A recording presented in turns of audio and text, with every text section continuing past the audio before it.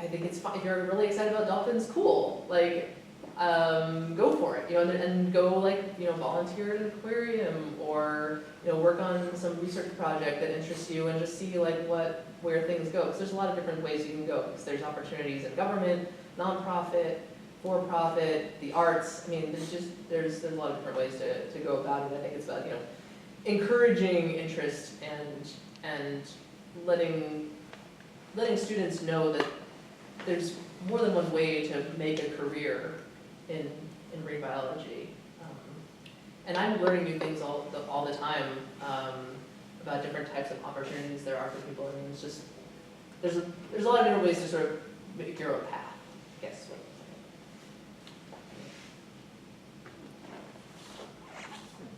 Heard genetic memory in creatures. We had a birdhouse out on our deck, and a wren always nested around the same time of year. So this went on for years and years, and I'm like, can it be the same bird?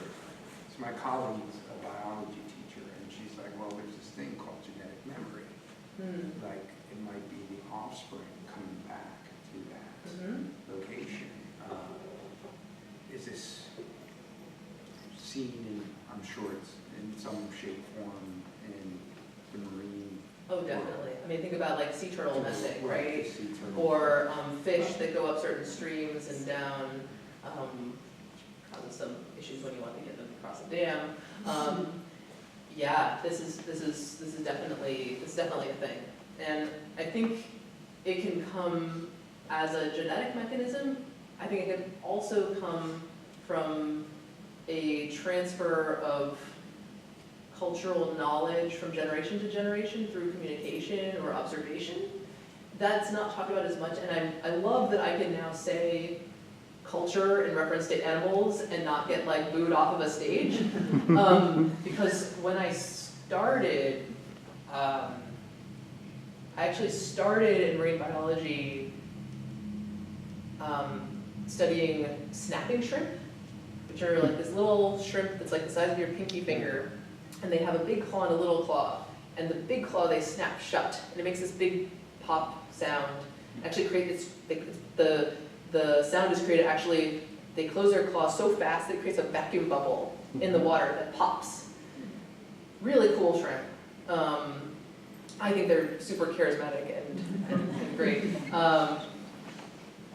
And as I was studying them, I was like, wow, I was just really amazed at their individual personalities. And I'd go around each one, and be doing different things, and there was one that the different shells in his area had to be in exactly the right place, and so if I cleaned the tank and then put the shells in not the right way, I mean, he would take a running start from the one side of it and push his body against it and nudge it back into place.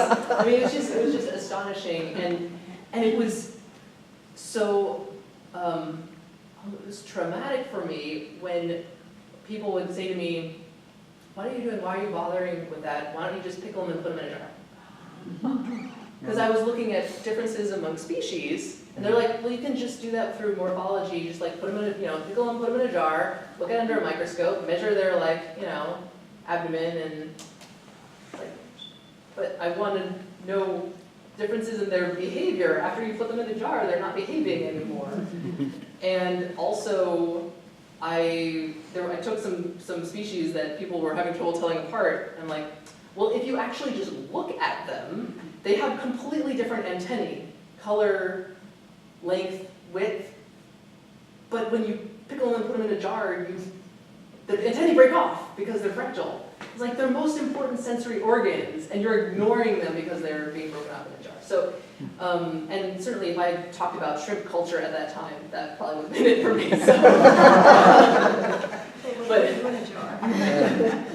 So I'm very pleased that this is things are kind of coming around.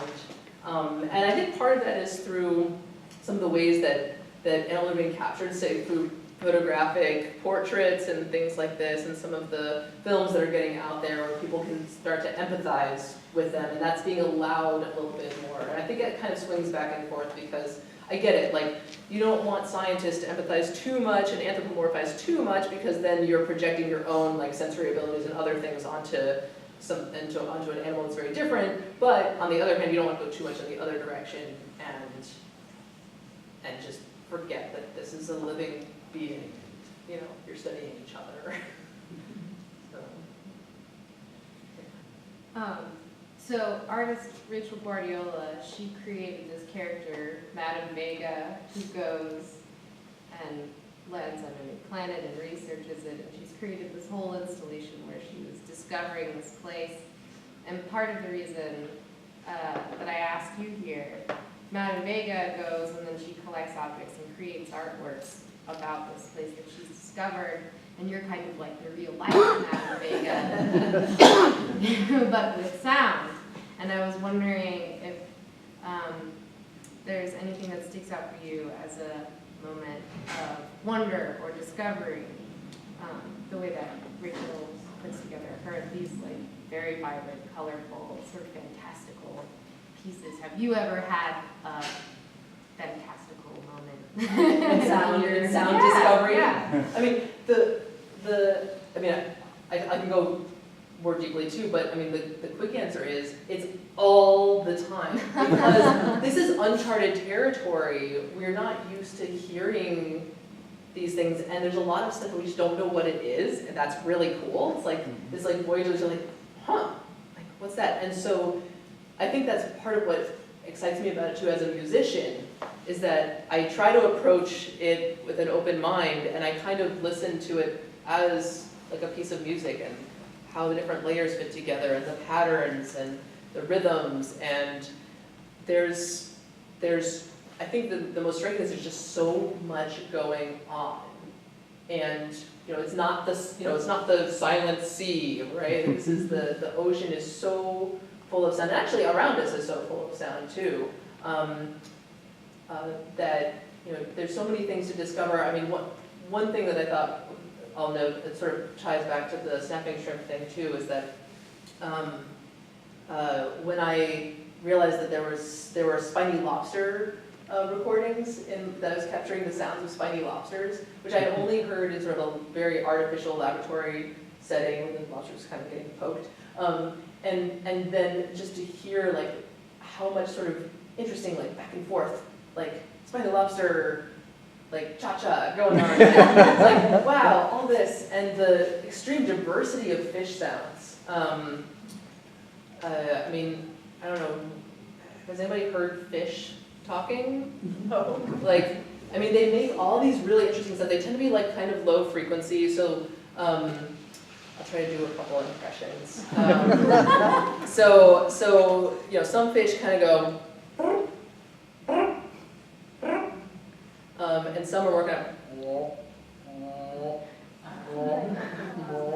They make kind of like grunting, cooing noises, and they do them in kind of different rhythms, and sometimes you get a bunch of them together, and they're kind of riffing off of each other. It's pretty cool.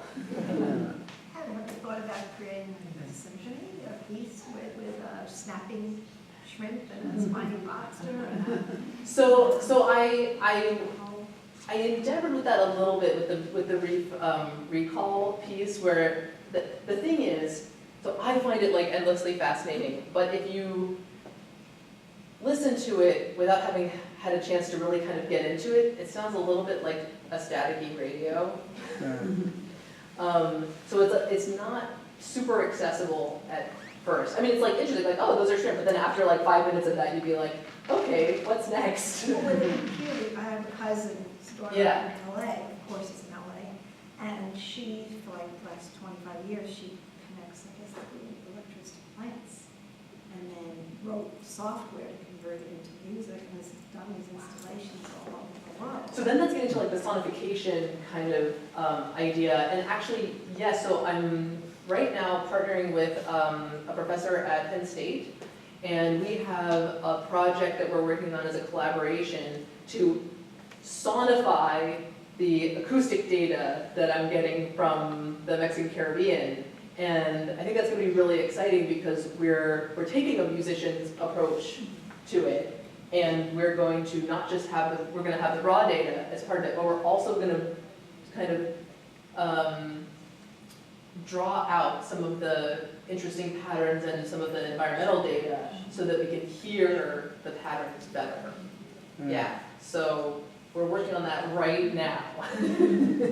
So stay tuned, probably maybe next summer we'll have some things that we can start to show with that. It's gonna culminate in at least a concert and also educational materials that can be used with students. Yeah.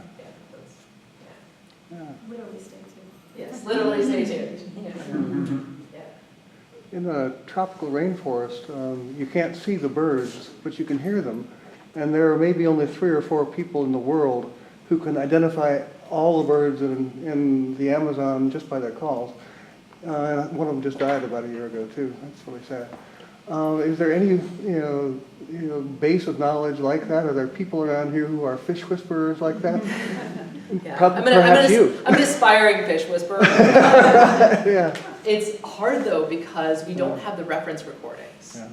So that was that's been a challenge. It's like okay, you're exploring this place, but it's, if you're exploring an alien future world, you might not have a guidebook like, oh, and here's the guide of like all the animals and plants to this world, right? Like you're discovering something just like, what do you do? So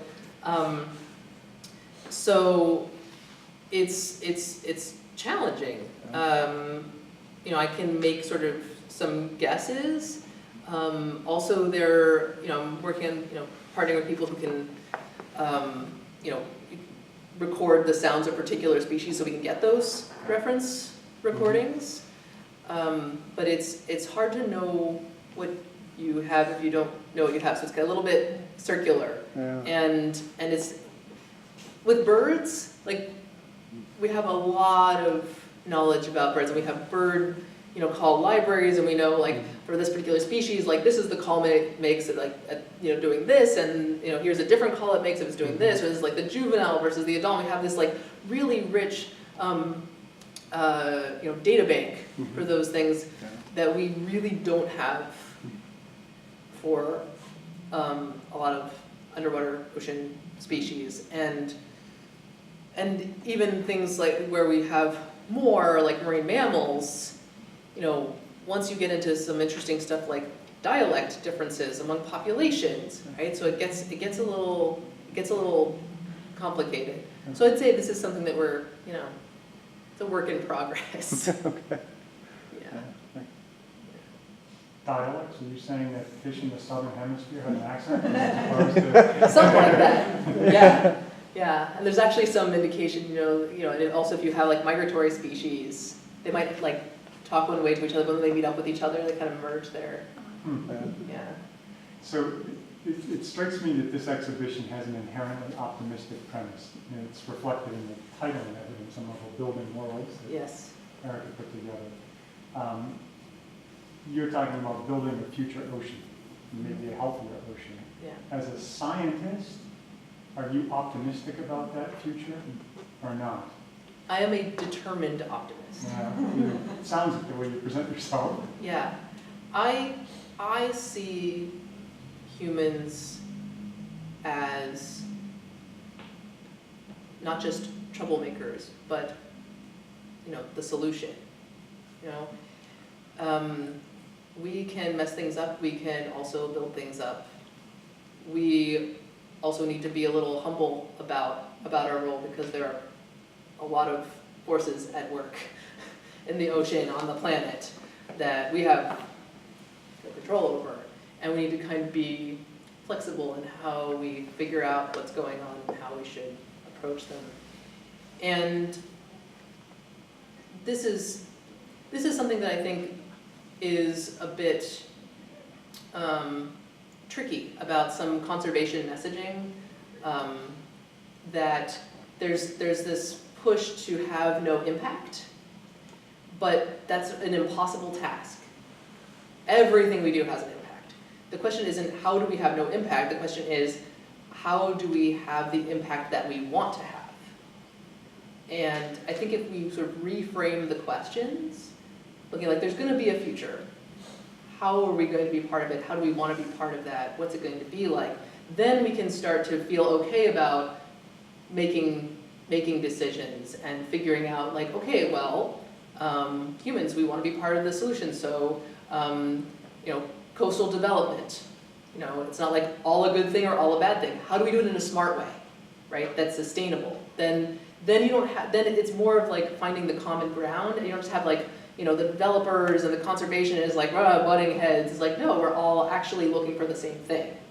And everything's actually, and the solutions that will come out of that will actually be better for everybody, because they're going to be more efficient and more livable and more healthful and more long-lived.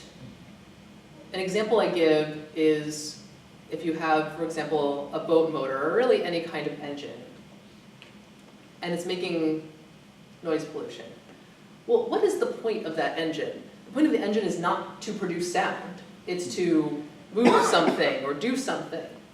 So any sound that it is generating in the form of noise, that is lost energy in the form of sound. So it's really a win-win. If you make that system more efficient, and you're addressing the performance of the system, and you're minimizing the pollution into the surrounding habitat. So I think if we can find these are the low-hanging fruit, I think, for addressing, how do we look ahead? What do we need to do? There's some things that I think, are really things that most people could agree on are good ideas. We can figure out how to do it. So, yeah, I'm determinedly optimistic. And there's some there's a lot of doom and gloom, but there's also a lot of there are whole conferences now dedicated to like ocean optimism and things of this nature. So I think that there is some recognition that we need to be looking positively towards the future. I mean, not minimizing the challenges, but looking at it like, yeah, we have a future. Let's figure out how we're gonna I'm get there. reluctant to follow up on that because it's such a beautiful answer, and I embrace so much of it. Yeah. We're just Maybe not out of just leave it. time. It's so Yeah. good. I Okay, think well, that's where we You should want a leave happy it. ending, right? That's it. Could, Yeah, could, well, could I ask one other question? Yeah, and also I'm happy to chat afterward too. Yeah. Okay, maybe I missed it, but did you mention who you got that accordion from? Oh yeah, this is actually Flori Jagoda. Yes, I met her. I worked with Howard Bass at the Smithsonian okay. 30 years ago, 20 years This ago. is small And world. met Flori. Cool. Yeah. Yay. Well, thank you so much.